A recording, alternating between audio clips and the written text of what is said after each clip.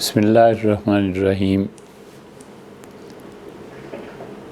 اللہ تعالیٰ کی توفیق سے ایک نئے موضوع کو شروع کیا تھا کہ حضرت رسالت مآب صلی اللہ علیہ وسلم کے دور میں معاشی طور پر کیا ہوتا رہا، اور پہلے تو یہ تھا کہ اسلام نے معیشت کا کیا تصور دیا، تو پھر اس سلسلے میں سیدنا عمر رضی اللہ عنہ کے دور کی بہت سی مثالیں آپ کے سامنے رکھی تھیں۔ پھر خیال آیا کہ کیوں نہ ابتدا سے ذکر کیا جائے کہ حضرت رسالت مآب صلی اللہ علیہ وسلم مال کو خرچ کرنا اور پھر ان کے پاس مال کہاں سے آتا تھا، سورس کیا تھا، یہ بہت اہم چیز ہے۔ ظاہر ہے کہ ان کے پاس مال آئے گا تو ہی خرچ کریں گے۔ حکومت کے پاس مال کے ذرائع کیا تھے؟ کیونکہ مدینہ منورہ میں جو سکے رائج تھے، ایران کا سکہ بھی تھا، یمنی سکہ تھا، عیسائیوں کا سکہ تھا، اور عربوں کے اپنے کچھ ممالک کے سکے تھے۔ اس وقت یہ سارے علاقے عرب ممالک کی بجائے ایران کے تحت تھے، اور بعض لوگوں نے اپنے سکے جاری کیے تھے۔ پھر رسول اللہ صلی اللہ علیہ وسلم نے کچھ بہت اہم اقدام اس سلسلے میں اٹھائے تھے، اور ایک سکے کو متعین فرمایا تھا کہ ہماری خرید و فروخت اس میں ہوگی، اور بالکل منع کر دیا تھا کہ عورتیں سکوں کو نہیں ڈھالیں گی۔ چاندی اور سونے کے سکے ہوتے تھے، خواتین کے پاس آتے تھے گھروں میں، تو اس کو ڈھال کے پھر زیورات بنا لیتی تھیں، اور اس سے کلیتاً منع فرما دیا تھا کہ ہرگز کوئی یہ کام نہ کرے، ان سکوں کو مارکیٹ میں رہنے دیا جائے۔ پھر یہ گزر چکا شاید کہ آپ نے ایک جگہ پر پاؤں مارا تھا زور سے، اور آپ نے فرمایا تھا کہ یہ ہمارا بازار ہے، اور یہودیوں کے بازار میں چونکہ خرید و فروخت کے بہت سے قاعدے اور قانون ایسے تھے جو اللہ تعالیٰ کو ناراض کر دینے والے تھے، تو آپ نے ان کو منع کر دیا۔ اور رسول اللہ صلی اللہ علیہ وسلم کا اپنا مزاج، جس کو دیکھ کر لوگ ڈھل گئے تھے، اور جس کو دیکھ کر صحابہ کرام رضی اللہ عنہم اپنی زندگیوں کے خطوط متعین کرتے تھے، وہ یہ تھا کہ پیسہ جوڑنے کی بجائے مارکیٹ میں آنا چاہیے۔ پیسہ زیادہ سے زیادہ مارکیٹ میں لاؤ، اپنے پاس رکھنے کی بجائے پیسے کے ذریعے چاہے تجارت کی جائے، خواہ اس سے صدقہ کیا جائے، خواہ اس سے وہ شرعی فرائض ادا کیے جائیں جو اللہ نے ضروری قرار دی ہیں، اور صدقے سے مراد نفل کی چیزیں ہیں کہ وہ کیا جائے۔ یہ تمام چیزیں ایسی تھیں جنہیں رسول اللہ صلی اللہ علیہ وسلم نے لوگوں کے لیے ضروری قرار دیا تھا، اور اس بات کا مزاج باقاعدہ بنایا تھا کہ لوگ سوال کرنے اور مانگنے کی بجائے اللہ کی راہ میں پیسے کو صرف کریں۔ یہ مزاج تھا، اور اس مزاج کا نتیجہ یہ نکلا کہ خود رسول اللہ صلی اللہ علیہ وسلم پر نہایت گراں گزرتا تھا کہ پیسے آ جائیں اور گھر میں پڑے رہیں۔ چنانچہ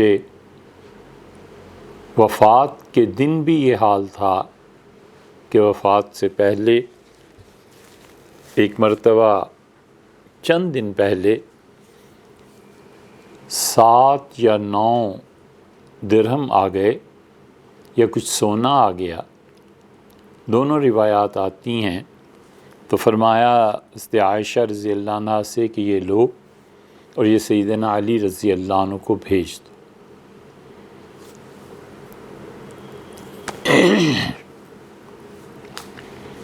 سیدنا علی رضی اللہ عنہ کو انہوں نے ظاہر پیسے بھیجنے تھے، لیکن وہ اتنی زیادہ مصروف تھیں کیونکہ مہمان بہت آ رہے تھے، لوگ آ رہے تھے، اور یہ بات آہستہ آہستہ لوگوں میں چل رہی تھی کہ شاید یہ رسول اللہ صلی اللہ علیہ وسلم کی وفات ہے، اور وفات کی وجہ سے ہجوم بہت زیادہ ہو گیا تھا۔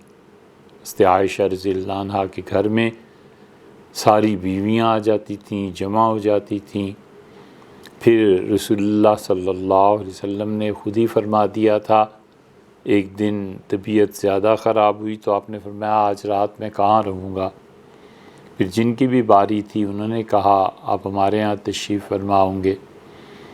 پھر فرمایا تو وہ خواتین سمجھ گئیں کہ آپ حضرت عائشہ رضی اللہ عنہ کے گھر رہنا چاہتے ہیں، تو سب نے اتفاق سے عرض کیا کہ اللہ کے رسول آپ ضرور رہیں وہاں، ہمیں اس بات پر کوئی اشکال نہیں ہے۔ تو رسول اللہ صلی اللہ علیہ وسلم وہاں رہے۔ یہ چیز بہت حدیث کی کتابوں میں آئی ہے۔ تو پھر پوچھا ایک دن، آپ نے فرمایا میں نے تمہیں درہم دیے تھے کہ علی رضی اللہ عنہ کی طرف بھیجنے ہیں، ان کا کیا بنا؟ تو انہوں نے کہا تو مجھے دھیان ہی نہیں رہا، میں گھر کے کاموں میں اتنا مصروف رہی۔ تو فرمایا لاؤ۔ اور یہ وفات سے صرف ایک دن پہلے کا واقعہ ہے، پیر کے دن یہ چیز پیش آئی، اور آپ نے وہ درہم اور جو کچھ بھی تھا اسے ہاتھ پہ رکھا اور فرمایا عائشہ اسے دیکھو، اگر یہ میں چھوڑ جاؤں اپنے گھر میں اور اللہ سے اس حال میں ملوں تو کیا اللہ مجھ سے نہیں کہے گا کہ وہ پیسہ جو اپنے گھر میں چھوڑ کے آئے ہو کیوں؟ تو میں کیا جواب دوں؟ اتنا زیادہ اہتمام تھا کہ کوئی چیز پاس نہ رہے۔ نماز پڑھانے کے لیے کھڑے ہوئے اور پھر فرمایا عصر کی نماز میں ایک دن کہ تم لوگ ٹھہرو میں آتا ہوں، چلے گئے، واپس تشریف لائے، نماز پڑھائی۔ لوگوں نے کہا اللہ کے رسول کوئی خاص بات پیش آ گئی تھی؟ فرمایا وہ کچھ پیسے گھر میں پڑے ہوئے تھے، میں جب مصلی پہ پہنچا تو مجھے خیال آیا کہ وہ تو پیسے وہاں پڑے ہوئے ہیں، پھر مجھے خیال آیا کہ اگر کچھ ہو گیا مجھے تو اللہ کو کیا جواب دینا ہے، تو میں نے چاہا کہ پہلے وہ پیسے خرچ کر کے آ جاؤں اور پھر اس کے بعد تم لوگوں کو نماز پڑھاؤں۔ اسی لیے رسول اللہ صلی اللہ علیہ وسلم کی یہ چیزیں دیکھ کے صحابہ کرام رضی اللہ عنہم کا بھی یہی مزاج بن گیا تھا کہ جو پیسہ آ رہا ہے اسے کسی نہ کسی مد میں لگانا ضروری ہے، چاہے اس سے تجارت کی جائے، چاہے اس سے کچھ چیزیں خرید کے اللہ کی راہ میں آزاد کر دی جائیں، چاہے اس پیسے سے جو فریضہ اللہ نے مقرر کیا وہ کیا جائے، اور چاہے اس پیسے سے وہ نفلی صدقہ کچھ خیرات کریں، کوئی اچھی چیز بنا دیں۔ یہ ساری چیزیں ان لوگوں کے ہاتھ تھیں، اور رسول اللہ صلی اللہ علیہ وسلم کا خرچ کرنے کا تو حال یہ تھا کہ حضرت عائشہ رضی اللہ عنہ ہی ایک روایت میں فرماتی ہیں کہ کچھ چیزیں آئی تھیں، مجھ سے فرمایا کہ وہ چیزیں کیا ہوئیں؟ میں نے کہا اللہ کے رسول وہ پڑھی ہوئی ہیں۔ فرمایا انہیں 2 لوگوں کو، اور ظہر کی نماز تک میں نے سب کچھ بانٹ دیا، اور پھر اس کے بعد مجھے خیال آیا کہ وہ اپنے گھر میں تو کپی میں ڈالنے کے لیے تیل نہیں ہے، رات کو رسول اللہ صلی اللہ علیہ وسلم کی عیادت کے لیے روشنی بھی ہونی چاہیے، تو میں نے پھر اپنی ہمسائیوں سے کہا کہ تم میں سے کسی کے پاس کپی میں ڈالنے کو تیل ہو تو مجھے بھیج دو۔ ام المومنین رضی اللہ عنہ کی یہ روایات ساری اس بات کو بتاتی ہیں کہ رسول اللہ صلی اللہ علیہ وسلم کا اصل مزاج خرچ کر دینے کا تھا اور لوگوں کو دے دینے کا تھا۔ پھر کہاں خرچ کرتے تھے، بہت تفصیل ہے اس کی، بہت تفصیل ہے، اور بہت مرتبہ یہ فرمایا کہ غلام خریدو اور آزاد کر دو۔ اسی لیے عبد الرحمن بن عوف رضی اللہ عنہ نے اپنی زندگی میں 30,000 سے زیادہ آدمیوں کو غلامی سے نجات دی۔ اور سیدنا عثمان رضی اللہ عنہ جب آخری مرتبہ آئے ہیں لوگوں کے سامنے بالا خانے میں، تو انہوں نے جو لوگ ان کے خلاف بغاوت کر رہے تھے ان سے کہا کہ تم اس بات پہ گواہ رہنا کہ میں نے کوئی جمعہ خلافت کے بعد ایسا نہیں پڑھایا جس میں ایک غلام آزاد کر کے نہ آیا۔ جمعے کے دن نماز سے پہلے کوئی نیکی کر کے آنا، یہ اصل میں فلسفہ کیا ہے اور بات کہاں سے چلی ہے؟ بات یہ ہے کہ رسول اللہ صلی اللہ علیہ وسلم کے دور میں منافقین بھی آتے تھے اور سوال پوچھتے تھے۔ اب انہیں کام تو کوئی کرنا نہیں ہوتا تھا، نہ عمل کرنا ہوتا تھا، نہ کوئی فکر کی بات تھی، ایسے ہی جو منہ میں آیا پوچھ لیا۔ تو یہ جو سوالات کی کثرت تھی، اس سے رسول اللہ صلی اللہ علیہ وسلم تنگ آ گئے، بلکہ ایک دن یہ بھی فرمایا کہ اللہ کو نفرت ہے ان لوگوں سے جو بیکار کے سوالات کرتے ہیں اور جو مال کو ضائع کرتے ہیں اور جو بحثیں کرتے رہتے ہیں۔ ایک اصول کی بات بتا دی کہ یہ چیز ہے، اب اس پہ بحث کرتے چلے جانا کہ یہ چیز ایسے کیوں ہے اور ایسے کیوں ہے، اس سے شریعت نے منع کیا ہے۔ تو جب یہ زیادہ بڑی حد سے اور اذیت پہنچی رسول اللہ صلی اللہ علیہ وسلم کو، تو اللہ تعالیٰ نے قرآن کریم میں ایک آیت نازل فرمائی، اور اللہ نے فرمایا کہ دیکھو تم میں سے جو بھی آئندہ رسول اللہ صلی اللہ علیہ وسلم سے کوئی چیز پوچھنے کے لیے آئے تو پہلے صدقہ کر کے آیا کرو، سوال سے پہلے صدقہ کیا کرو۔ اب وہ پیسے خرچ کر کے سوال کرنا یہ ذرا سا گراں گزرا منافقین پہ، تو نتیجہ یہ کہ سوال کرنے والے کم ہو گئے۔ یہ جو ناسخ اور منسوخ کے متعلق کہتے ہیں نا کہ ہم اس کو نہیں مانتے، انہیں اس آیت پر بھی غور کر لینا چاہیے۔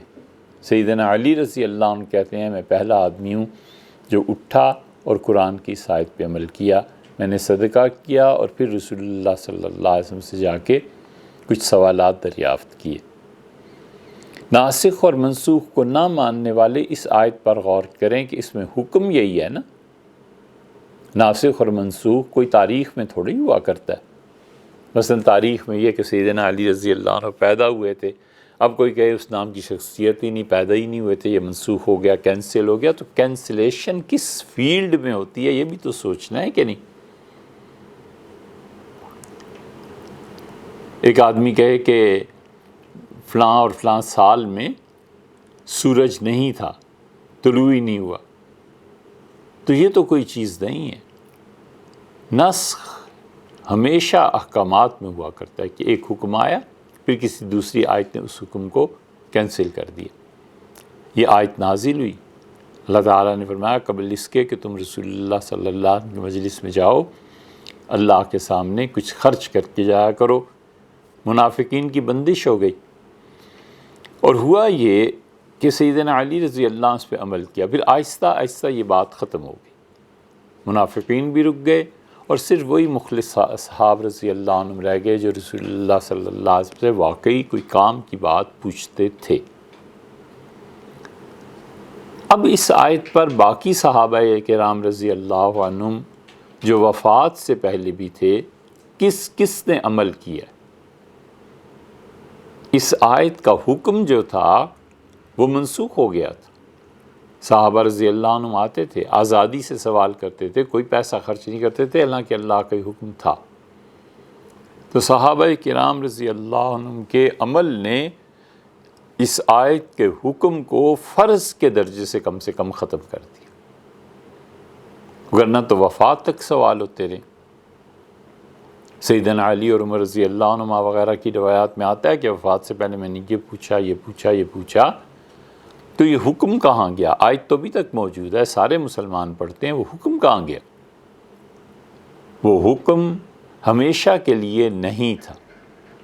تو اس لیے ناسخ اور منسوخ کے متعلق یہ کہنا کہ یہ تو کوئی بات ہی نہیں اور ہم قرآن کو پورا مانتے ہیں، اور یہ تو جو نسخ کے قائل ہیں اہل السنہ وہ بھی پورا ہی مانتے ہیں۔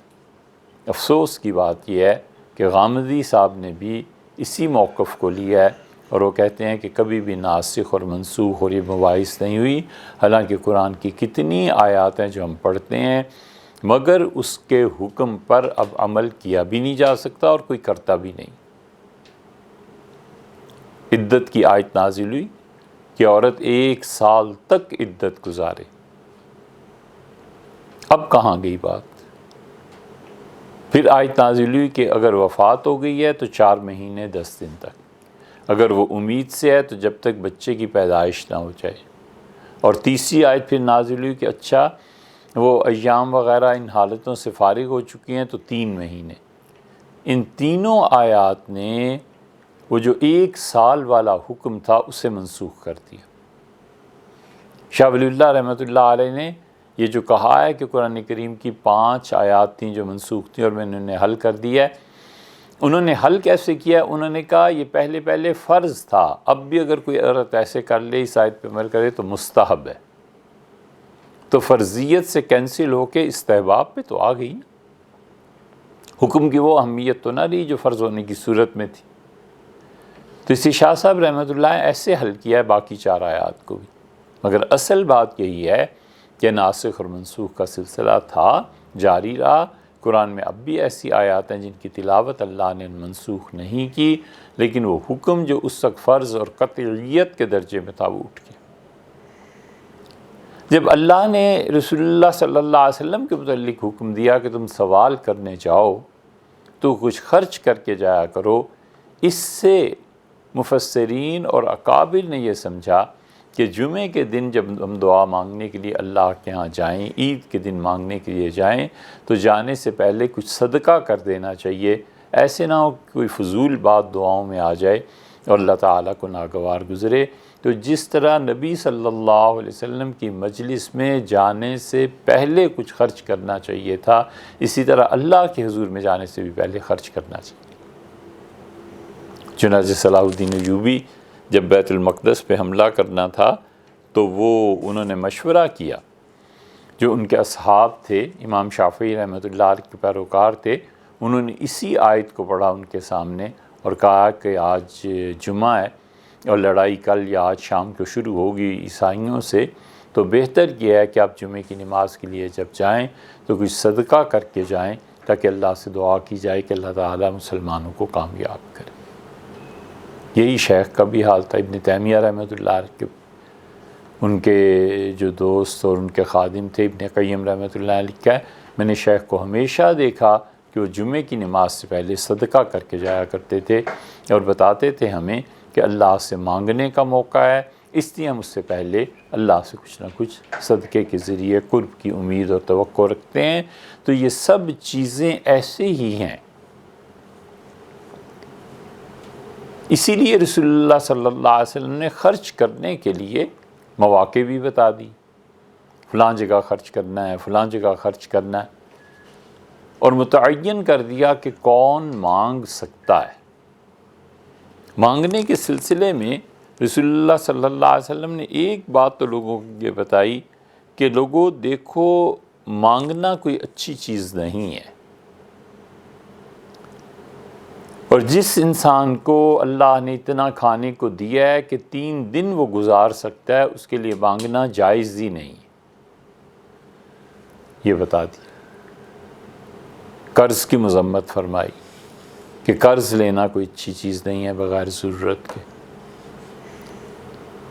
پھر جب خرچ کرنے کا ذکر آیا تو غلاموں کی آزادی پہ خرچ کرو، اور غلاموں کی آزادی پہ مسلمانوں نے بہت خرچ کیا، حتیٰ کہ افریقہ جو ہے جب فتح ہوا ہے تو عمر بن عبدالعزیز رحمۃ اللہ علیہ کو اس وقت کے جو گورنر تھے انہوں نے لکھا کہ ہم جو زکوٰۃ لوگوں سے وصول کر رہے ہیں، بیت المال میں زکوٰۃ آ کے بند پڑا ہوا ہے وہ مال، اور خرچ کرنے کا کوئی موقع ہی نہیں۔ شہر نہیں ملکوں کے ملک ایسے تھے جہاں کوئی غریب تھا ہی نہیں، ہم پیسہ کہاں خرچ کریں؟ تو عمر بن عبدالعزیز رحمۃ اللہ نے کہا کہ اور غور کرو، تحقیق کرو، اگر پھر بھی کوئی نہیں ملتا تو پھر تمہیں چاہیے کہ اس سے منڈیوں میں جاؤ، پیسہ لے کے غلاموں کو خریدو اور آزاد کر دو۔ عوام اور حکمران ان کے باہمی اعتماد کی بہت مثالیں حضور صلی اللہ علیہ وسلم سے شروع کریں اور بنو امیہ کے دور کیا بنو عباس کے دور تک چلے جائیں، دونوں کو ایک دوسرے پہ اعتبار ہے کہ جو کر رہے ہیں ٹھیک کر رہے ہیں، اور حکومت کو اعتبار ہے کہ ہمارے لوگوں کی ضروریات پوری ہو رہی۔ یہ اعتماد بہت بڑا سرمایہ تھا کہ اعتبار تھا جو یہ خرچ کر رہے ہیں بالکل ٹھیک خرچ کر رہے ہیں، وہاں والے بھی یہاں والے بھی، دونوں طرف کو۔ اور اس کی مثال اگر دیکھنی ہو تاریخ میں تو عمر بن عبدالعزیز رحمۃ اللہ علیہ کا دور بھی اس کی بہت بڑی مثال ہے۔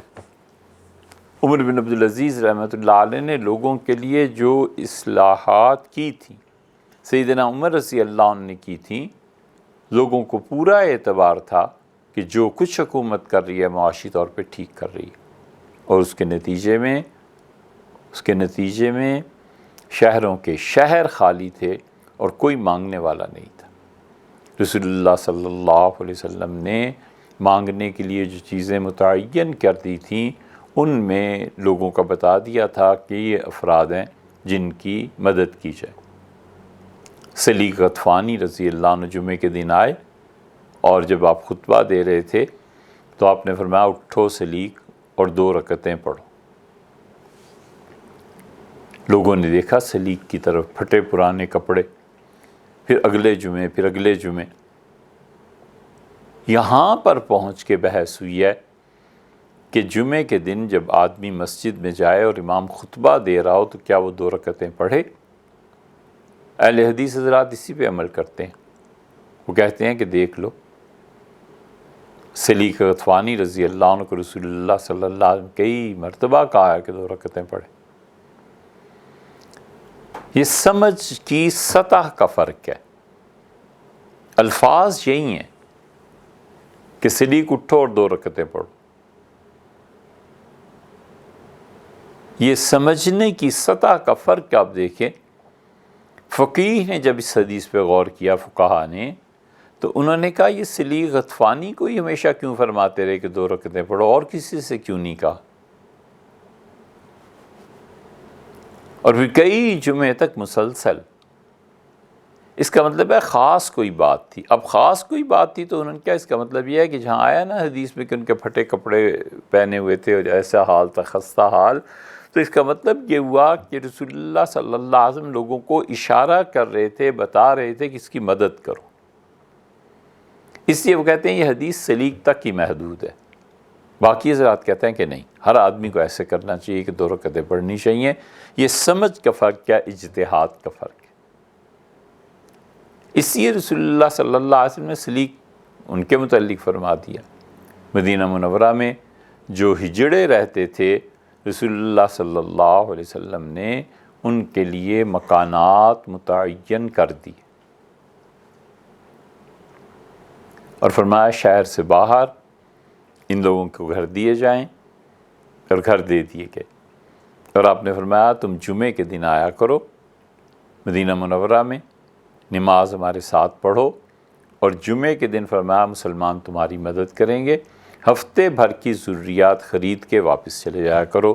اس لیے یہ جو ہجڑے ہوتے ہیں ان کی امداد کا حکم رسول اللہ صلی اللہ علیہ وسلم نے دیا ہے، اور لوگ بڑا برا رویہ اختیار کرتے ہیں جہالت کی بنا پر کہ انہیں دیکھ کے ہنستے ہیں، ان کا مذاق اڑاتے ہیں۔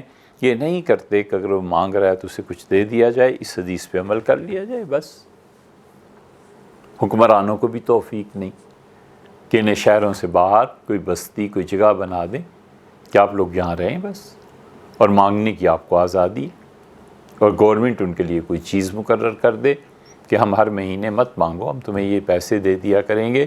یہ ساری اصلاحات وہ ہیں جو شریعت نے لوگوں کے لیے کی ہیں، اور رسول اللہ صلی اللہ علیہ وسلم لوگوں کو مال خرچ کرنے پر برابر آمادہ کرتے رہے، حتیٰ کہ صحابہ کرام رضی اللہ عنہم نے مقرر کر لیا تھا کہ رات کو عشاء کی نماز کے بعد کون آدمی کتنے مہمان اپنے ساتھ لے جائے گا جن کو آج کے دن مزدوری نہیں ملی۔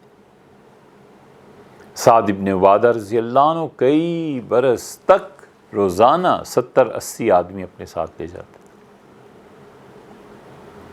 روزانہ 70-80 آدمی کو کھانا کھلانا، اس کے لیے ایک بجٹ چاہیے، اور ان کی تجارت بھی اتنی بڑی تھی۔ اور رسول اللہ صلی اللہ علیہ وسلم کے گھر پابندی سے وہ دودھ بھیجتے تھے، لے کے آتے تھے، نوکروں نے دودھ اٹھایا ہوتا تھا، کہتے تھے کہ گھر میں بھیجو حضور صلی اللہ علیہ وسلم کے۔ یہ سب معاشی طور پہ اس دور کی ایکٹیویٹیز بھی تھیں، اور جتنے بھی سکے آتے تھے رسول اللہ صلی اللہ علیہ وسلم نے ایک تو سکوں کو توڑنے سے منع فرما دیا، اور دوسرے متعین بھی فرما دیا کہ یہ سکہ ہے، اس وزن کا ہے۔ اس وزن میں تغیر پیدا کیا تھا پھر سیدنا عمر رضی اللہ عنہ نے، اور انہوں نے کہا مہنگائی ابو بکر رضی اللہ عنہ کے دور میں بہت ہو گئی تھی۔ یہ کئی جگہ آتا ہے کہ سیدنا ابو بکر رضی اللہ عنہ کا دور آیا تو لوگوں نے کہا حضرت وہ رسول اللہ صلی اللہ علیہ وسلم کے انتقال کے بعد آپ کی حکومت میں مہنگائی بہت بڑھ گئی۔ پھر حضرت عمر رضی اللہ عنہ کا دور آیا تو انہوں نے اس کا اقرار برسر منبر کیا، انہوں نے کہا حضرت کے زمانے میں تو بہت ہو گئی تھی، میں نے اسے کم کرنے کی کوشش کی ہے۔ امیر المومنین رضی اللہ عنہ فرمایا پھر بھی مہنگائی ہے، اور لوگوں رسول اللہ صلی اللہ علیہ وسلم کے زمانے میں 800 درہم دیے جاتے تھے دیت میں اسے 1200 مقرر کر رہا ہوں، اور تغیرات بھی، اور وزن کی سکے کی قیمت کو گرایا۔ اور پھر سیدنا علی رضی اللہ عنہ اپنے دور میں سکے کی قیمت کو بلند کیا، اور انہوں نے سارا ذکر کیا کہ حضور صلی اللہ علیہ وسلم کے زمانے میں سکے کا وزن یہ ہوتا تھا، امیر المومنین عمر رضی اللہ عنہ نے یہ کیا تھا، اور پھر ان کے بعد میں دوبارہ اسے پلٹا رہا ہوں کیونکہ ہمارے معاشی حالات اب مضبوط ہو گئے، ہم لوگ اب اچھے ہو گئے ہیں، ہمارے علم میں نہیں ہے، کسی کے علم میں ہو تو ضرور ہمیں اطلاع کرے، ہم اس کے ممنون رہیں گے۔ لیکن ہمارے علم میں نہیں ہے کہ اس زمانے میں دنیا کے کسی بھی ملک میں سکے کے کم کرنے کا، وزن کے کم کرنے کا اور بڑھانے کے جو اثرات پبلک پر پڑتے ہیں کسی اور نے محسوس کیا ہو۔ جہاں تک پڑھا ہے سیدنا عمر رضی اللہ عنہ پہلے آدمی ہیں جنہوں نے غور کر کے سکے کے وزن کو گرا دیا تھا، یہ پالیسی تھی۔ رسول اللہ صلی اللہ علیہ وسلم کے دور میں ایسے ہی ہوتا رہا۔ سوال یہ بہت اہم اٹھتا ہے کہ نبی کریم صلی اللہ علیہ وسلم کے دور میں آمدن کے ذرائع کیا تھے، اسٹیٹ کو پیسہ کہاں سے ملتا تھا۔ اس سلسلے میں پہلی بات ہم نے عرض کی تھی کہ رسول اللہ صلی اللہ علیہ وسلم کی دعائیں تھیں، اور جو آدمی بھی ایمان اس میں ہے وہ جانتا ہے کہ رسول اللہ صلی اللہ علیہ وسلم کی دعاؤں سے کتنے تغیرات اس کائنات میں پیدا ہوئے ہیں، اور ان کی دعا کو اللہ تعالیٰ نے کیسے قبول فرمایا ہے۔ تو دعاؤں میں کبھی بھی کوئی کسر نہیں چھوڑی، اللہ سے مانگتے ہی رہے۔ یہاں تک ایک دعا میں ذکر کیا کہ اللہ ابراہیم علیہ السلام نے مکہ مکرمہ کے لیے خوشحالی مانگی تھی، میں مدینہ منورہ کے لیے خوشحالی مانگتا ہوں۔ اللہ ابراہیم علیہ السلام نے یہ چیزیں تجھ سے مانگی تھیں، میں مدینہ منورہ میں ان وزنوں کا نام لے کے، جیسے کلو گرام وزن ہے، جیسے سیر ہے، من ہے، فرمایا اللہ اس کو دگنا کر دے ہمارے مدینہ کے لیے۔ پھر رسول اللہ صلی اللہ علیہ وسلم نے 3 قبائل ایسے تھے جن سے وصول کیا ہے۔ ان میں ایک تو جوہینی تھے۔ جوہینہ قبیلہ بہت جگہ پر رہا ہے، یہ مصر میں بھی جوہنی رہے ہیں، شام میں بھی رہے ہیں، مدینہ منورہ میں بھی رہے ہیں، حجاز میں رہے ہیں۔ حجاز میں جو حصہ ان کے پاس آیا تھا اس میں 3-4 چیزیں بہت زیادہ تھیں ان جوہنیوں کے پاس۔ ایک تو سونے اور چاندی کی کانیں آ گئی تھی۔ سعودیہ میں مختلف جگہ پر سونے کی کانیں پائی جاتی تھیں۔ ایک جگہ ایسی تھی جہاں پر جوہینہ کا قبضہ تھا، اور ان کے پاس پتھر کی کانیں آ گئی تھیں، جیسے کسی کے پاس سنگ مرمر کی کان۔ اور ہمارے اس دور میں ایک ایک چیز ایسی ہے جس پہ پوری مملکت چلتی، ہم نے خود دیکھا ہے۔ ہالینڈ کو دیکھ لیں، سویڈن کو دیکھ لیں، گائے کی پروڈکٹس پہ پورا ملک چل رہا، جو ان کی تجارت ہے خشک دودھ کی اور مختلف پروڈکٹس جو گائے کے دودھ سے بنتی ہیں، پورا ملک اس سے گویا کہ چل رہا ہے۔ ملک کی بہت بڑی ریڑھ کی ہڈی وہ گائے کا دودھ ہے جس کے ذریعے وہ ملک کو چلا رہے ہیں۔ ایک پھول ہے ٹیولپ، اس پھول پہ ملک چل رہا ہے۔ لائڈن یونیورسٹی میں جانا اور رہنا جن دنوں میں ہوا، ہم دیکھتے تھے کہ فصلوں کی فصلیں کاٹتے ہیں، یعنی بہت بڑے بڑے قطعے ہیں اور ان میں ساری زمین پہ پھول لگے ہوئے ہیں، کاشت کیے ہیں انہوں نے۔ وہ پھول وہاں سے کٹیں گے مقررہ وقت پہ ایئرپورٹ پہنچیں گے، وہاں سے فلائٹ میں لے کے وہ لندن چلے جائیں گے، فلاں جگہ چلے جائیں گے، فلاں جگہ چلے جائیں گے، اور وہاں پہ بیچ کے دوبارہ اس فلائٹ سے واپس آ جائیں گے، اور یہ تجارت ہو رہی ہے اور ملک چل رہا ہے۔ کوئی بددیانتی نہیں ہے، کچھ نہیں ہے، تو ملک میں تو چلنا ہی ہے۔ اسی لیے اگر ہمارے کسی بیان کے جملوں سے یہ بات یعنی پتہ چلتی ہو یا یہ بات کی طرف اشارہ ہو کہ یورپ اور امریکہ میں وہ سسٹم نہیں ہے، وہ غلط ہے۔ جس نے بھی تاثر لیا ہے، امریکہ میں، یورپ میں اب تک اپنی عوام کا وہ خیال رکھتے ہیں، کئی 100 پاؤنڈ مقرر کر دیتے ہیں 16 سال کی عمر تک بھی۔ کتنے 77 پاؤنڈ پر ویک، 77 پاؤنڈ جب سے بچہ پیدا ہوتا ہے 77 پاؤنڈ وہ مقرر کر دیتے ہیں، 77 پاؤنڈ، اور 16 سال کی عمر تک اسے دیتے ہیں۔ یہ وہ چیزیں ہیں جو ان لوگوں نے یہ دعویٰ کرنا کہ انہوں نے اسلام سے سیکھی ہیں۔ اسلام سے کہاں سے سیکھی ہیں یار؟ یہ وہ باتیں ہیں جو عقل پر مبنی ہیں، یہ وہ باتیں ہیں جو اہل عقل نے اپنے پاس سے اپنے اپنے ممالک میں ایجاد کی ہیں۔ اسلام نے بھی اس سسٹم کو دیا اور مسلمان کرتے تھے،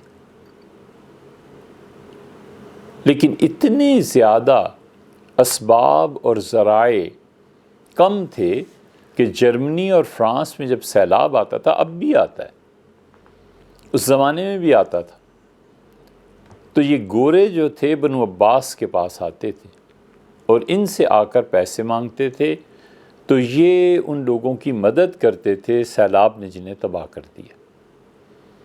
ایک دن عباسیوں کے ہاں جب آئے تو غالباً خلیفہ ہارون رشید عباسی نے اس نے کہا ایک چیز طے کر لو کہ تم ہر سال آؤ گے اور ہم تمہیں اتنے پیسے دیں گے، بس اتنا سونا دے دیں گے، اس سونے سے کام چلاؤ۔ پھر یہ طے ہو گیا تھا اور اس کی مقدار بھی لکھی، اب تو مدت ہوئی پڑھے ہوئے اسے، طبقات ابن سعد میں اور کتاب الخراج میں ابو یوسف رحمۃ اللہ علیہ کی، اور مسلمانوں نے جو غیر مسلموں پر احسانات کیے ہیں اس کے ریکارڈ بھی ایک جگہ کرایا ہے کہ مشرق نے مغرب کو کیا دیا۔ اس میں بھی ہے یہی بات کہ کیا کیا کتنے وزن کا سونا اور چاندی انہیں دیا جاتا تھا، اور جب یہ چیزیں پہنچی ہیں تو حتیٰ کہ لندن کے اس زمانے کے جو نواب تھے انہوں نے سونا بھیجا، اور مسلمانوں کے سکوں کو دیکھ کر وہ اتنا خوش ہوا، اتنا متاثر ہوا کہ اس نے بھیجا سونا بغداد میں اور کہا کہ ٹکسال میں میرے نام کا سکہ اس طرح ڈھال دو۔ اب گورے ہیں سارے، ایک طرف لا الہ الا اللہ محمد رسول اللہ لکھا ہوا ہے اور دوسری طرف اس نواب کی تصویر بنی ہوئی۔ یہ لندن میں ابھی تک موجود ہے، میوزیم میں ہم نے خود دیکھا۔ تو یہ سب چیزیں حضرت رسالت مآب صلی اللہ علیہ وسلم کے دور میں تھیں۔ ایک ایک چیز پہ اگر ملک اب چل سکتا ہے تو اس زمانے میں کیوں نہیں چلا ہوگا بھائی؟ جوہینیوں کے ہاں تینوں چیزیں تھیں، بہترین پتھر، اس کے ساتھ سونا اور چاندی، اور یہ نکالتے تھے اور رسول اللہ صلی اللہ علیہ وسلم کی خدمت میں پیش کرتے تھے، اور نبی کریم صلی اللہ علیہ وسلم اس سے تجارت بھی کرواتے تھے، لوگوں کو پیسے بھی دیتے تھے. ایک تو بڑا ذریعہ یہ تھا. دوسرا بڑا ذریعہ رسول اللہ صلی اللہ علیہ وسلم کے ہاں وہ کانیں تھیں جو قبلیہ کہلاتی تھیں. قبلیہ کا مطلب یہ ہے کہ مدینہ منورہ اور یمبو اب بھی ہے وہ شہر، اس کے درمیان میں جو فاصلہ تھا اس میں کانیں تو تھیں، وہ پھر بات کرتے ہیں، لیکن اس کو رسول اللہ صلی اللہ علیہ وسلم نے حضرت بلال بن حارث مزنی رضی اللہ عنہ کو دے دیا تھا. یہ کئی 100 میل کا علاقہ چاروں طرفیں اگر شامل کر لی جائیں، ڈائریکٹ نہ جایا جائے بلکہ ساری اطراف بھی اس میں شامل کر لی جائیں، یہ غلے کا بہت بڑا سورس تھا. غلہ یہاں سے آیا کرتا تھا رسول اللہ صلی اللہ علیہ وسلم کے پاس، اور اس غلے سے ملک چلا کرتا تھا. اس غلے کی تقسیم ہوتی تھی. سیدنا عمر رضی اللہ عنہ بھی ایک مرتبہ اس کے متعلق فرمایا ہے، ان کے ہاں بھی آیا کرتا تھا. تو بلال بن حارث رضی اللہ عنہ کو رسول اللہ صلی اللہ علیہ وسلم دے دیا تھا. مدینہ منورہ سے یمبو کا جو علاقہ ہے اس کی 2 اطراف تھیں، ایک طرف جہاں پر چڑھائی تھی اور ایک طرف جہاں پر اترائی تھی. تو مدینہ منورہ سے متصل یمبو کی طرف جو جگہ جاتی تھی وہاں پہ غور ایک وادی تھی. غور کہتے ہیں اس زمین کو جس سے پانی نہ نکلے. افغانستان میں ایسا علاقہ، یہ غوری جو کہلاتے ہیں نا، یہ سب اس غور کے ہیں. اور غور اسے اس لیے کہتے تھے عرب کہ اس میں کوئی پانی ہے ہی نہیں، کئی فٹ تک گزوں کے حساب سے وہ نیچے چلے جاتے تھے، پانی نہیں ملتا تھا. تو غور سے علاقے سے آتی تھی چیزیں، غالباً وہ بارانی زمینیں ہوتی ہوں گی یا جو کچھ بھی ہوتا ہوگا، لیکن یہاں کا غلہ بہت بڑی چیز تھی جو رسول اللہ صلی اللہ علیہ وسلم کو پیش کیا جاتا تھا. تیسری چیز بنو سلیم تھے. بنو سلیم یا بعض نے بنو سلیم اسے لکھا ہے. یہ علاقہ تھا اور یہ مختلف جگہوں پر پھیلے ہوئے قبیلے تھے. سونا، چاندی اور رصاص، سیسا، ان کی کانیں تھیں. اور سونا، چاندی اور رصاص، سیسا، یہ سب چیزیں رسول اللہ صلی اللہ علیہ وسلم کے یہاں آتی تھیں، مارکیٹ میں بھیجی جاتی تھیں، وہاں تجارت ہوتی تھی، اور اس سے جو نفع ہوتا تھا وہ واپس آتا تھا. اور مدینہ منورہ میں تجارت بھی چلتی تھی، سب چیزیں چلتی تھیں. عام حالات میں لوگ انہیں خریدتے تھے، برتن بناتے تھے، مختلف چیزیں بناتے تھے، پتھر سے برتن بناتے تھے اور تجارت کرتے تھے. عملاً یہ تھا کہ سارا سال ایک کارواں چلتا تھا. آپ کبھی غور کریں، اب بھی ایک قافلہ سارا سال چلتا ہے، اور وہ کتابوں کا میلہ ہے. یہ پبلشرز جو ہیں یہ پورا سال کتابوں کی تشہیر کرتے رہتے ہیں. یعنی وہ میلہ حجاز سے شروع ہوگا ذی الحج میں، پھر وہ مدینہ منورہ چلے جائیں گے، پھر شام چلے جائیں گے، پھر مصر چلے جائیں گے، پھر دبئی میں لگے گا، ایران میں لگے گا، مئی میں ایران میں آ جاتا ہے. یہ سارا سال 12 مہینے یہ پبلشرز اپنے اپنے کام کرتے رہتے ہیں.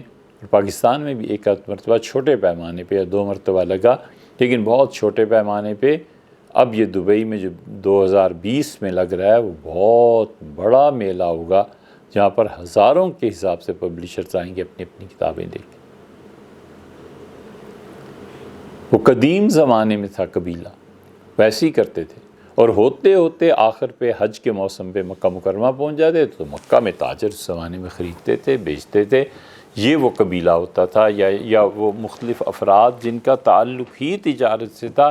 اس تجارت کے ذریعے مسلمان مال کماتے تھے، اور یہ ایسا قبیلہ تھا جو ہمیشہ چلتا رہتا تھا.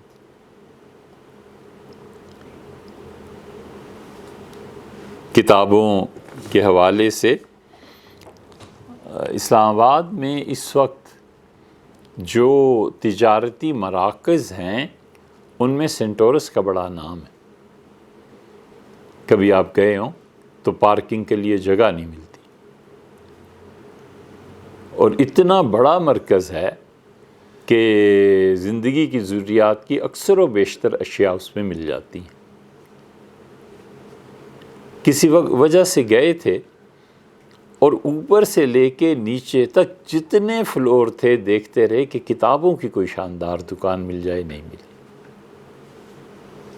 ایک دکان، دو دکانیں بچوں کی یا چھوٹی موٹی کتابیں رکھی ہوئی ہیں جسے واقعی دکانداری کہا جاتا ہے نا، وہ تو شرٹس کی تھیں، پینٹس کی تھیں، وہ جدید آلات، زرق برق چیزیں ان کی تھیں۔ کتابوں کی پورے پلازا میں کوئی ایک بڑی دکان نہیں ملی جہاں پہنچ کے ذرا تسلی ہوتی کہ دیکھو کتنی اچھی کتابیں لائی ہیں۔ یہ ہے ہماری قومیت کا عکاس نظارہ، اور یہ ہے جو کچھ ہم لوگ کر رہے ہیں۔ کبھی سوچے آدمی کہ اس کا مطلب یہ ہے کہ وہاں کوئی کتابیں لینے نہیں جاتا، وہاں کوئی کتابیں دیکھنے نہیں جاتا۔ ہمیں خاص پین کی ضرورت تھی، قلم کی، تو اس کے لیے گئے۔ خیر وہ پین ملا نہیں، اگرچہ پین اور بہت سے تھے، قلم بہت سے تھے، وہ نہیں ملا، مگر اس بہانے ساری زیارت ہوئی جو ان مقدس مقامات اور مقدس دکانوں کی، سوائے اس کے کہ عیاشی کے سامان ہیں، مغرب کی تہذیب کے سامان ہیں، اس کلچر کے سامان ہیں جو بالآخر وہیں پر لے کے جائیں گے جہاں پر وہ لوگ پہنچے ہیں یا پہنچ کے انہوں نے ایجادات کی ہیں۔ باقی کوئی چیز ایسی نہیں ہے جو انسانوں کے مطالعے اور علم میں اضافے کا سبب بنے۔ یہ ہمارا مزاج ہے، یہ سوچنے کی۔ آپ خود کبھی جائیں تو آپ اس بات پہ غور کیجیے گا۔ وجہ اس کی یہ ہے کہ پڑھنا ہی نہیں ہے، تعلیم سے کوئی تعلق ہی نہیں ہے، تو کیوں کوئی آدمی وہاں جائے؟ اور اس کی بجائے آپ جو یورپ اور امریکہ میں سٹورز میں چلے جائیں، اور کتابیں اور لائبریریز اور اتنی دکانیں اور اتنی چیزیں ہیں کہ انسان حیران ہوتا ہے کہ یا اللہ یہ لوگ کیا پڑھنے میں اتنے پیوست ہیں۔ تو اس لیے حضرت رسالت مآب صلی اللہ علیہ وسلم کے دور میں یہ قافلہ چلتا تھا، حجاز سے چلتا تھا حج کے زمانے میں، اور پھر یہ تجارت کرتے چلے جاتے تھے، اور اس تجارت میں مسلمان بھی جاتے تھے۔ اور یہی وہ شاہراہ تھی بہت بڑی۔ جب حضرت سعد رضی اللہ عنہ آئے ہیں مکہ مکرمہ عمرے کے لیے، تو اپنے دوست کے ہاں ٹھہرے ہیں، امیہ کے ہاں، تو امیہ کے لیے تو مصیبت بن گئی۔ اس نے سوچا کہ اب سعد آ گئے ہیں، مہمان ہیں، پرانی دوستی ہے، انہیں اب میں نکال بھی نہیں سکتا، اور خود انہیں لے کر حرم میں چلا جاؤں طواف کرانے کے لیے تو یہ بھی رسک نہیں لیا جا سکتا۔ تو انہوں نے سعد رضی اللہ عنہ سے کہا کہ سعد ٹھہرو، اور عین بھری دوپہر میں چلے جب سب لوگ اپنے اپنے گھروں کو چلے جاتے تھے، گرمی تھی شدید، اور ہوا وہ جو اللہ کو منظور تھا، اور ابو جہل آ گیا۔ صحیح بخاری وغیرہ میں اس کی روایات میں تشریحات میں آتا ہے کہ اس نے جو سعد رضی اللہ عنہ کو دیکھا تو وہ تو بہت بولنے لگا۔ سعد رضی اللہ عنہ نے کہا چپ رہو، اور تم اگر مجھے عمرے سے روکو گے نا تو تجارتی قافلہ جو چلتا ہے سال میں مدینہ منورہ میں اس راستے کو بند کر دوں گا، اس شاہراہ کو کاٹ دوں گا، اور یہ سارا بزنس اور نفع رہ جائے گا تمہارا۔ امیہ نے بات کرنے کی کوشش کی تو ان کا امیہ ایسی بات نہ کرو، یہ خود بھی مرے گا اور تمہیں بھی مروائے گا، تم بھی اسی کے ہاتھوں قتل ہوگے۔ اس نے کہا یہ کیا کہتے ہو؟ ان کا ہاں میں نے رسول اللہ صلی اللہ علیہ وسلم سے سنا۔ یہ امیہ کی بیوی کو جب اطلاع ملی تو بدر کے موقع پہ اس نے روک لیا، اس کا امیہ نہ جا، تمہیں پتہ نہیں تمہارے دوست نے کیا کہا تھا، اور رسول اللہ صلی اللہ علیہ وسلم جھوٹ نہیں بولتے، ان کی کوئی بات جھوٹی نہیں ہوتی، اس کا مطلب ہے تو واپس نہیں آئے گا۔ اس کا نہیں قوم کو دکھانے کے لیے، لوگوں کے لیے جنگ کس نے لڑنی ہے، یہ وہ، اور چلا گیا، اور ہوا وہی اس کے ساتھ جو رسول اللہ صلی اللہ علیہ وسلم نے کہا تھا۔ تو جو مین شاہراہ تھی اس پہ وہی تجارتی قافلہ چلا کرتا تھا، اور رسول اللہ صلی اللہ علیہ وسلم کے پاس جہاں سے پیسے آتے تھے اسٹیٹ کو چلانے کے لیے، وہ یہ کانوں کا سامان تھا، سونا، چاندی، اچھے پتھر اور سیسا۔ اور پانچویں چیز ان بنو سلیم کے پاس جو کانیں تھیں اور کچھ حصہ اس کا جوہینہ کے پاس بھی تھا، وہ لوہا تھا، اس سے جو لوہا برآمد ہوتا تھا اور لوہے کو پگھلا کر جو بڑی بڑی چیزیں وہ بناتے تھے وہ مسلمانوں کا اثاثہ تھا۔ ظاہر ہے اب اس زمانے میں چلے جائیں، بعد میں کر دیں۔ اس زمانے میں اگر آپ چلے جائیں تو لوہے کی چیزیں، لوہے کا استعمال آپ کبھی برطانیہ میں دیکھیں کتنا زیادہ ہوا ہے۔ لوہے کے پل بنے ہوئے ہیں، سٹینڈز بنے ہوئے ہیں، تو لوہا بہت بڑی اور قیمتی دھات سمجھا جاتا ہے۔ لوہا تھا ان کے پاس اور لوہے کو پگھلاتے تھے۔ مدینہ منورہ میں بھٹیاں لگی ہوئی تھیں، لوگوں نے اپنی ذاتی بھٹیاں لگا رکھی تھیں۔ حضرت سعد رضی اللہ عنہ لگا لی تھی ایک بھٹی، اسی طرح اور صحابہ کرام رضی اللہ عنہ نے اس لوہے سے مختلف برتن بناتے تھے، تیر بناتے تھے۔ سب سے زیادہ جنگی سامان بنتا تھا، اور جنگی سامان جتنا بکتا تھا اور جتنا عربوں کو قبیلوں میں اس زمانے میں تلواریں اور تیر اور وغیرہ وغیرہ جتنی چیزیں تھیں بڑے پیمانے پر لوگ لیتے تھے، حتیٰ کہ ایسے سردار تھے کہ اس کا ذاتی اسلحہ خانہ تھا۔ صحابہ رضی اللہ عنہ جنہوں نے ہجرت کیا مہاجرین میں سے 2 بھائی تھے، 2 دوست تھے جن کا ذکر ملتا ہے مسلم میں، ان کا اپنا ذاتی اسلحہ خانہ تھا۔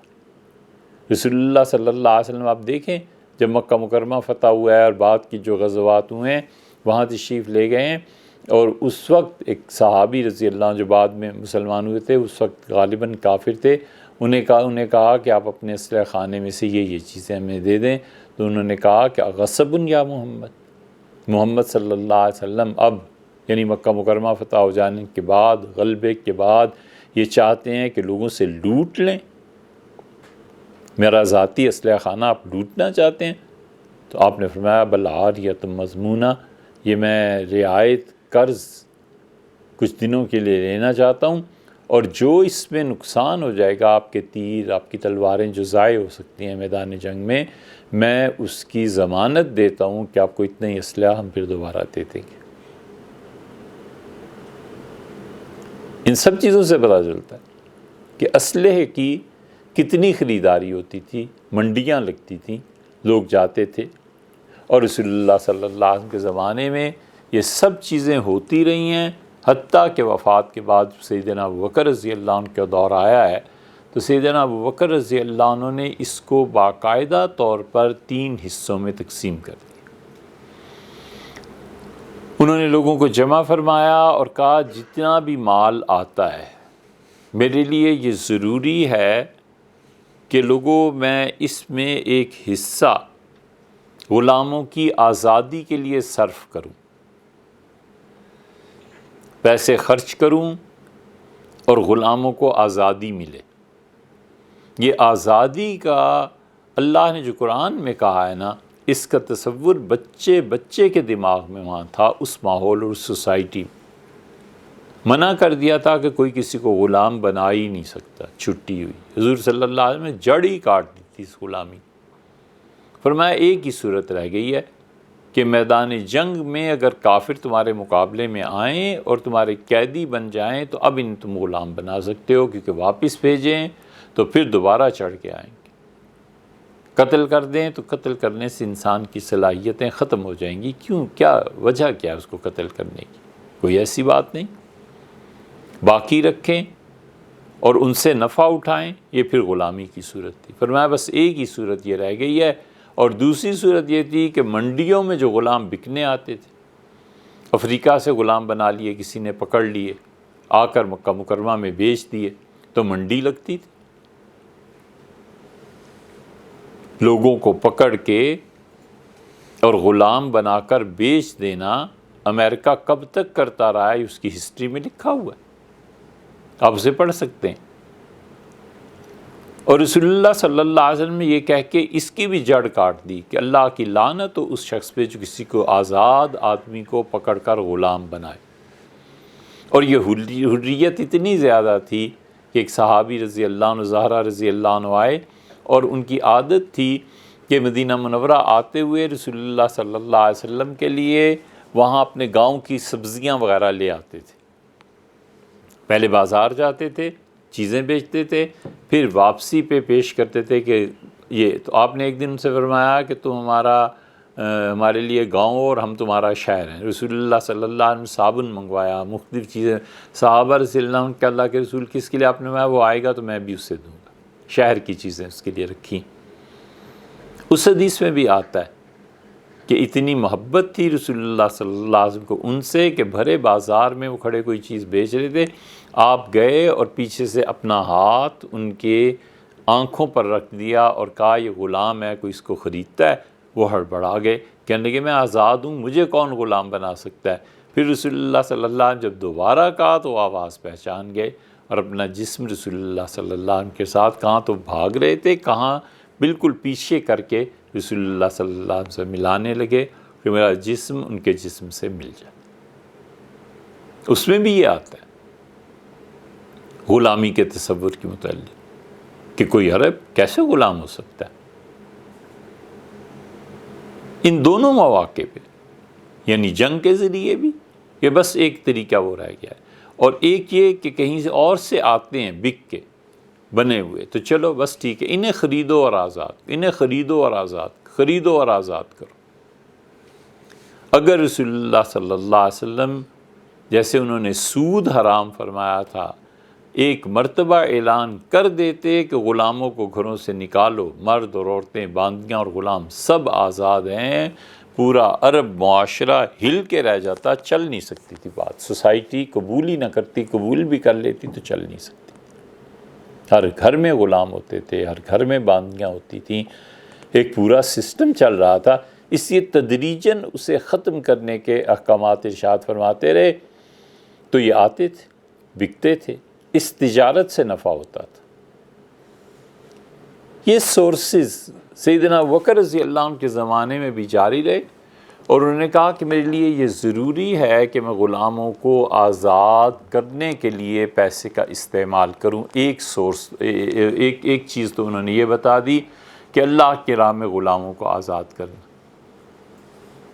حضرت عثمان رضی اللہ عنہ جو آخری خطبہ دیا ہے جس کے بعد وہ باہر نہیں آئے، انہوں نے اس میں بہت زبردست باتیں کہی ہیں اور اپنے موقف کا اظہار کیا ہے۔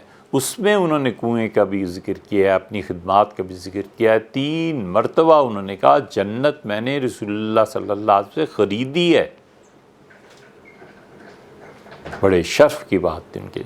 اس میں انہوں نے کہا کہ جب سے مجھے خلافت ملی ہے لوگوں، میں نے کبھی جمعے کی نماز نہیں پڑھائی مگر اس سے پہلے ایک غلام آزاد کر کے پھر آتا رہا۔ 12 سال ان کی خلافت رہی ہے، اور 12 سال میں کتنے جمعے آئے ہوں گے، کئی 100 جمعے انہوں نے پڑھائے ہیں۔ اس ضمن میں کئی 100 غلام انہوں نے آزاد کیے۔ یہ سب چیزیں ایسی تھیں جو سیدنا ابوبکر رضی اللہ عنہ کے سامنے تھی۔ انہوں نے کہا دوسری چیز جس پہ مجھے مال خرچ کرنا ہے غلاموں کی آزادی کے بعد، وہ کمزور خاندانوں کی مدد ہے۔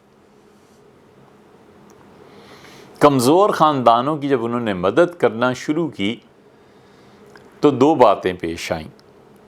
ایک تو ان سے کہا گیا کہ حضرت جو بیت المال ہے نا، جس کمرے کو، بڑے ہال کو آپ نے پیسوں کے لیے رکھا ہوا ہے، اس پر کوئی چوکیدار مقرر کرے۔ تو حضرت ابوبکر رضی اللہ عنہ نے کہا جا کے دیکھ لو، وہاں کچھ ہوگا تو چوکیداری ہوگی نا، اگر ہو گئی کچھ نہیں، میں رہنے ہی کچھ نہیں دوں گا تو چوکیداری کس چیز کی کرنی ہے۔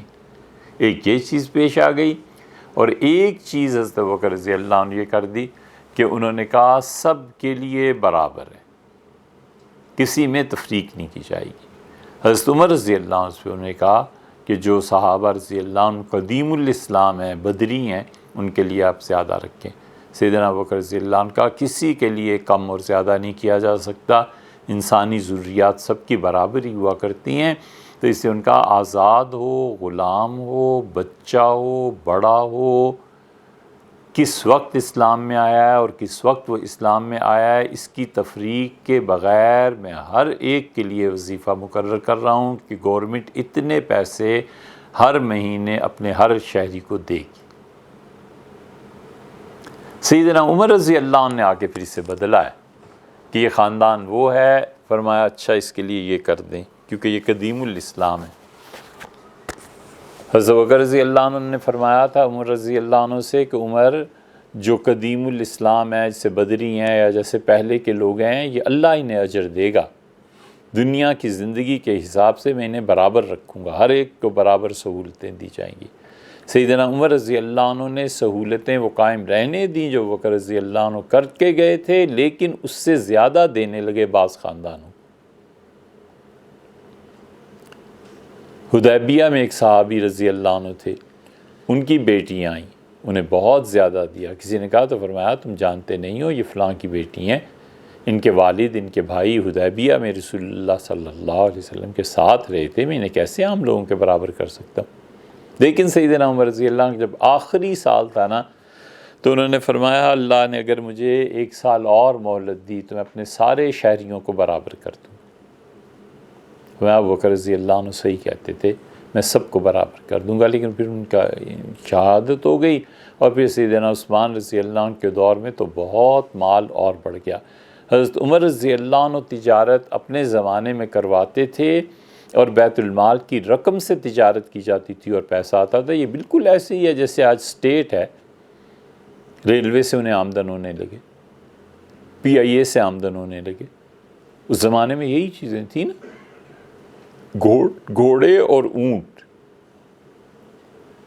سیدنا عمر رضی اللہ عنہ سے تجارت کرواتے تھے بہت زیادہ، بڑے پیمانے پہ، اور اس سے جو نفع آتا تھا وہ بیت المال میں آتا تھا، حکومت اس کی سرپرستی کرتی تھی۔ جیسے ہر دنیا کے ہر ملک میں حکومت کے اپنے ادارے ہیں جہاں سے وہ پیسہ کماتے ہیں، اسی طرح وہاں بھی یہی حال تھا۔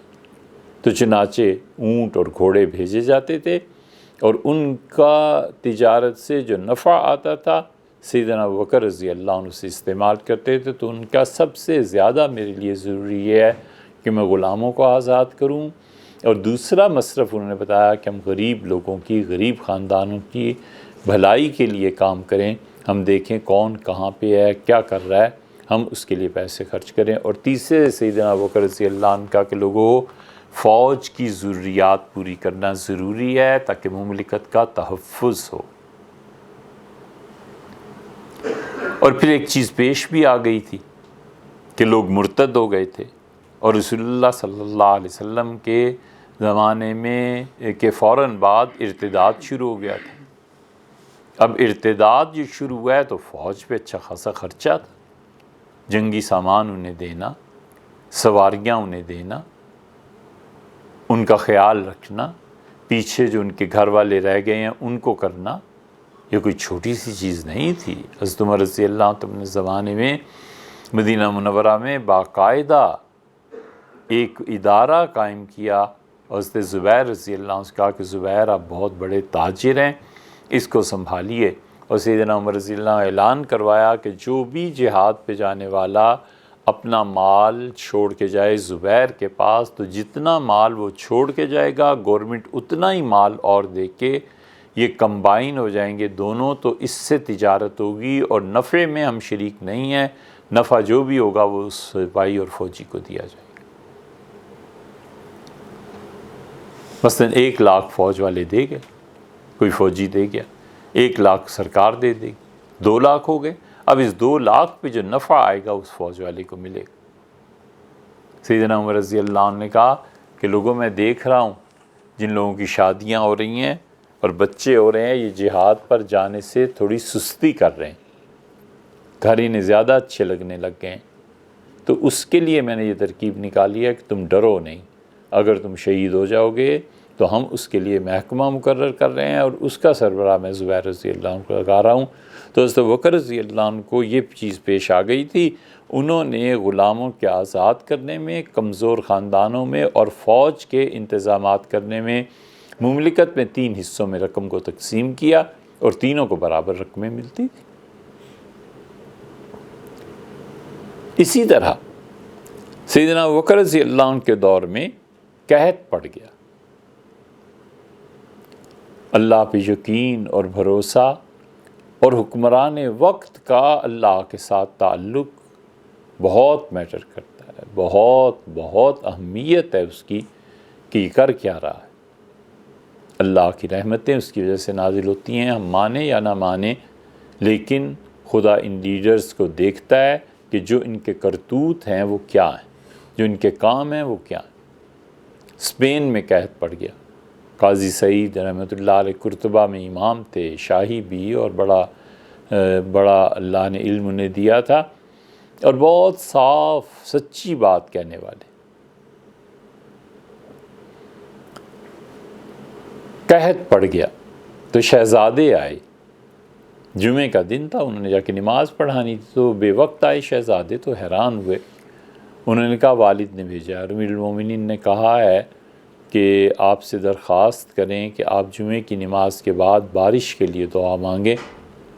تو انہوں نے برجستہ فرمایا کہ میں تو دعا مانگوں گا، تمہارا باپ کیا کر رہا تھا، پہلے اس کا حال بتاؤ۔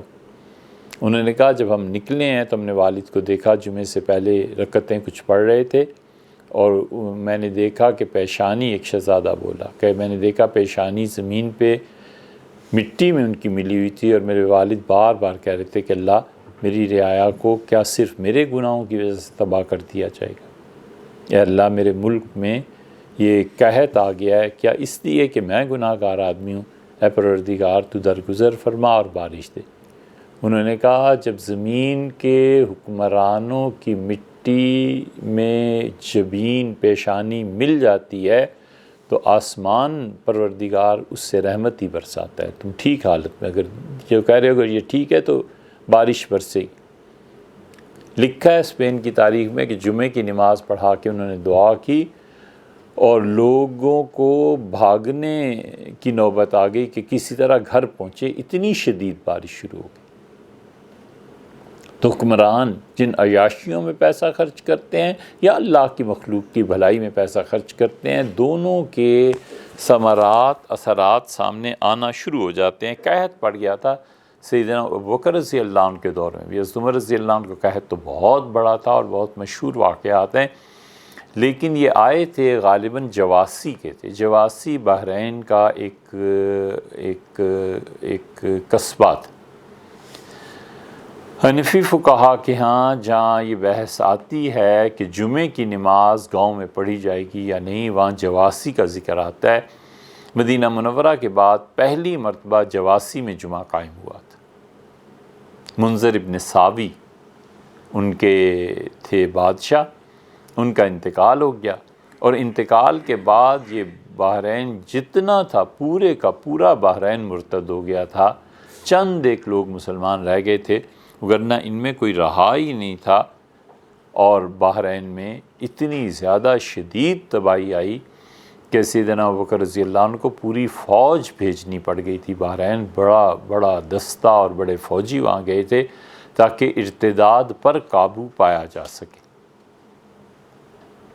تو ایک تو قحط ہو گیا۔ منذر بن ساوی جو تھے، عمر بن العاص رضی اللہ عنہ کہتے تھے کہ میں ان کی وفات کے وقت موجود تھا۔ تو میں نے ان سے پوچھا، انہوں نے مجھ سے پوچھا منذر نے کہ میں جو مال دنیا میں چھوڑ کے جا رہا ہوں، بادشاہ ہوں، یہ بتاؤ کہ مجھے اس مال کا کیا کرنا چاہیے؟ 1/3 حصہ تو اللہ نے میرے اختیار میں رکھا ہے نا، اس کا کیا کروں؟ تو انہوں نے کہا حضرت آپ کے پاس ایک راستہ تو یہ ہے کہ آپ اپنے رشتہ داروں میں لوگوں کو دیکھیں، غریبوں میں انہیں دے دیں۔ ایک صورت یہ ہے کہ اپنے ملک کے غریبوں کو دے دیں، اور تیسری صورت انہوں نے کہا یہ ہے کہ آپ بیماروں کے علاج کے لیے دے دیں۔ یہ رسول اللہ صلی اللہ علیہ وسلم کی تربیت تھی کہ انہوں نے کہا اللہ نے آپ کو اتنا مال دیا ہے، آپ بیماروں کے علاج کے لیے 1/3 حصہ، اسپتال جو قائم ہوتے تھے مسلمان جو قائم کرتے تھے اس کا نام تھا بیمارستان، جیسے گلستان، بوستان، بیمارستان کے نام سے کئی ہسپتال مسلمانوں نے قائم کیے۔ پورا عالم اسلام بیمارستان جو تھے ان سے بھرا ہوا ہوتا تھا۔ یہ کوئی اب تک ہم نے کسی سے سنا نہیں، مگر ہم سوچتے ہیں کئی مرتبہ، عقل نہیں کرتے، یہ جتنی ہمارے اب نسل آ رہی ہے نا، یہ پاکستان میں اس وقت جوان بچوں اور بچیوں کی تعداد 60 سے 70% آبادی میں ہے۔ ہر طرف لڑکے لڑکیاں جوان نظر آئیں گے. امر واقعہ ہے نا. یہ 60-70% لڑکے اور لڑکیاں 30 سال بعد سب بڈھے ہو جائیں گے، اور اس وقت انہیں جب اسپتالوں کی ضرورت پیش آئے گی اور اس وقت جو بیماریاں ہوں گی، کسی حکومت نے سوچا ہے کہ ہم اپنی اگلی نسل کو کیا دے کے جا رہے ہیں؟ آفرین ہے چائنا پہ 10,000 لوگوں کا ہسپتال چند دنوں میں کھڑا کر دیا. 10,000 ہی ہیں، ہے نا؟ ہے جی 1,000 سوری، اسی لیے شک ہو رہا تھا. 1,000 ہسپتال، وہ 1,000 بیماروں کے لیے ہسپتال چند دنوں میں کھڑا کر دیا انہوں نے. یہ ہے نا قومیں. اب وہ ساری چیزیں ایک دم سے تو نہیں بن گی، پہلے سے تیاری کر کے رکھی ہوئی ہوگی نا کہ اگر یہ ہو جائے تو پھر کیا ہوگا. ہم آج بات کر رہے ہیں، 30 سال بعد جو نسل آئے گی وہ جوان تو پتہ نہیں کتنے فیصد ہوں گے، مگر بڈھے ان کے 60-70%، 50% بھی بڈھی قوم ہو گئی. تو ان سب کی بیماریوں کا کیا بنے گا، ان کے میڈیکل سٹورز کا کیا بنے گا؟ اور میڈیکل کی سہولت تو آپ واپس لیتے جا رہے ہیں آہستہ آہستہ، اس وقت ہوگا کیا؟ یہ کبھی نہیں سوچتے، کوئی نہیں سوچتا. عمر بن العاص رضی اللہ عنہ نے کہا کہ آپ 1/3 جو مال اپنا چھوڑ کے جا رہے ہیں، اس سے آپ مریضوں کے لیے استعمال کر دیں. تو انہوں نے کہا مریضوں کی خیرخواہی زیادہ اچھی ہے، مریضوں پہ خرچ کرنا زیادہ اچھا ہے. تو یہ تربیت تھی رسول اللہ صلی اللہ علیہ وسلم کی. اس سے پتہ چلتا ہے کہ پیشنٹس، ہاسپٹلز، لوگوں کے لیے کیا چیز نفع دینے والی ہے. تو حضرت بکر رضی اللہ عنہ جو 3 تقسیمات کی تھیں، اس کے بعد وہ جو قحط پڑ گیا تو وہ قحط تھا شدید، ایک چیز قحط ہو گئی، اور حضرت بکر رضی اللہ عنہ کو دوسری طرف یہ تینوں کام کرنے تھے.